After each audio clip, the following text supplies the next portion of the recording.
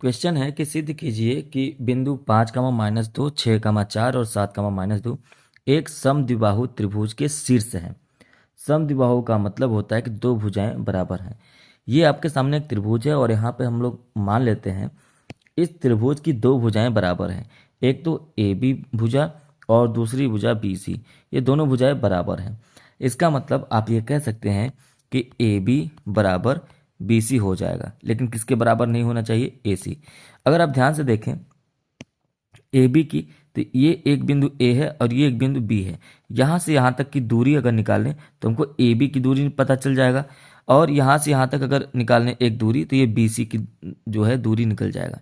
तो ये दोनों दूरी क्या आना चाहिए? बराबर आना चाहिए। और उसके बाद फिर ए सी की दूरी निकालेंगे जो कि बराबर नहीं आना चाहिए।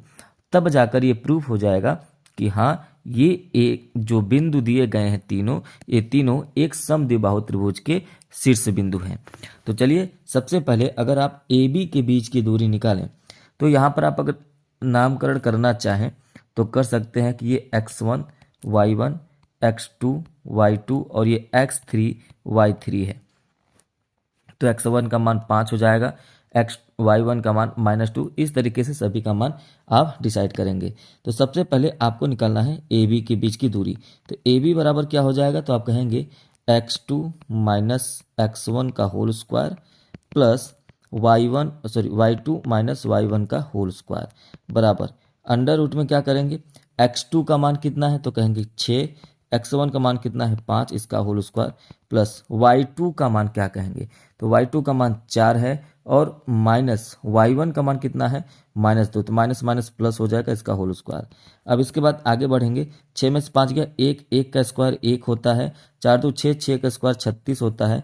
तो अब आप कहेंगे कि ए बी का जो मान आ गया वो आ गया अंडर रूट में 37। ठीक है, इसके बाद ए बी आपने निकाल लिया। अब बारी है बी सी की, ए बी बी सी। तो बी सी बराबर क्या कहेंगे कि बी सी का जो बिंदु है तो वहाँ पे हो जाएगा x2 - x3 का whole square plus y2 - y3 का होल स्क्वायर हो जाएगा। अब यहाँ पे अंडर रूट में आप निकालेंगे तो x2 का मान 6 है, x3 का मान 7 है, इसका होल स्क्वायर प्लस y2 का मान कितना है? 4 है, माइनस y3 का मान कितना है? -2 हो जाएगा, इसका होल स्क्वायर बराबर 6 में से 7 गया 1 और 1 का स्क्वायर 1 होगा प्लस यहाँ पे माइनस माइनस प्लस हो, 4 2 6, 6 का स्क्वायर क्या हो जाएगा? 36 हो जाएगा। तो आप कहेंगे कि बी सी का जो मान आ गया वो आ गया अंडर रूट में 37। तो अब आप यहाँ पे कह सकते हैं कि ए बी और बराबर बी सी आ गया है, दोनों का मान बिल्कुल इक्वल है। यहाँ पे देखिए ए बी का मान कितना है? अंडर रूट में 37 और बी सी का मान कितना है? Under root 37। तो ए बी बराबर बी सी तो आ गया, लेकिन अभी आपका आंसर नहीं आया क्योंकि अभी आपको निकालना है ए सी। क्या निकालना है? ए सी। तो ए सी बराबर क्या हो जाएगा? तो अंडर रूट में ये हो जाएगा x1 - x3 का whole square plus y1 - y3 का होल स्क्वायर। तो यहाँ पर आप कहेंगे कि x1 - x3, x1 का मान कितना है? 5 -7 का होल स्क्वायर हो जाएगा प्लस ये हो जाएगा -2 माइनस माइनस प्लस 2 का होल स्क्वायर, क्योंकि y3 का मान -2 है और माइनस माइनस क्या हो जाएगा? प्लस हो जाएगा। इसके बाद 5 में 7 गया, -2 आएगा, -2 का होल स्क्वायर 4 होता है प्लस यहाँ पे ये क्या हो जाएगा? पूरा का पूरा 0 हो जाएगा।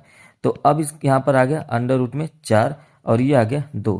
तो आप कहेंगे ए सी बराबर क्या आ गया? 2। तो अब आप यहाँ पे तीनों का मान एक बार ध्यान से देखिए। ठीक है, तो यहाँ पर अगर मान देखें तो ए बी का मान जो है वो कितना आया है?